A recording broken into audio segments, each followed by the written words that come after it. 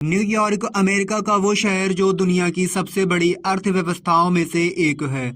लेकिन आज वही शहर एक नई राजनीतिक हलचल के बीच खड़ा नजर आ रहा है। न्यूयॉर्क के नए मेयर बने जोहरान ममदानी ने शपथ लेते ही पूरे देश में चर्चा छोड़ दी है। ममदानी जो एक युवा डेमोक्रेटिक सोशलिस्ट नेता के रूप में उभरे, अब अपनी नीतियों से अमीरों और गरीबों के बीच खाई पाटने की कोशिश कर रहे हैं। जोहरान ममदानी का नाम आज हर न्यूज हेडलाइन में सुर्खियों में बना हुआ है, क्योंकि उन्होंने मेयर बनने के बाद सबसे पहले जो कदम उठाया वो था अमीरों पर टैक्स बढ़ाने का फैसला। उनका कहना है कि अगर शहर को आगे बढ़ाना है तो इसकी जिम्मेदारी सिर्फ आम जनता नहीं बल्कि अरबपतियों को भी उठानी होगी।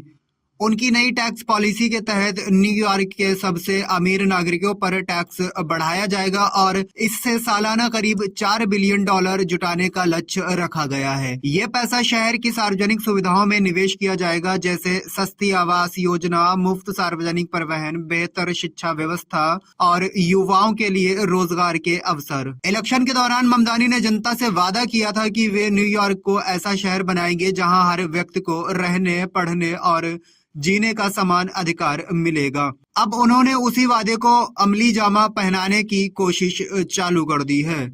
लेकिन दूसरी तरफ न्यूयॉर्क के अरबपति और कारपोरेट घराने इससे नाखुश नजर आ रहे हैं। कई अमीर व्यापारी और रियल एस्टेट दिग्गज इस टैक्स पॉलिसी का विरोध कर रहे हैं। कुछ तो ये तक कह रहे हैं कि अगर ये टैक्स लागू हुआ तो वे शहर छोड़कर दूसरे राज्यों में बस जाएंगे। विश्लेषकों का कहना है कि अगर अमीर तबका शहर छोड़कर चला जाता है तो न्यूयॉर्क की अर्थव्यवस्था पर इसका गहरा असर पड़ सकता है, क्योंकि अरबपति वर्ग ही टैक्स का सबसे बड़ा स्रोत है।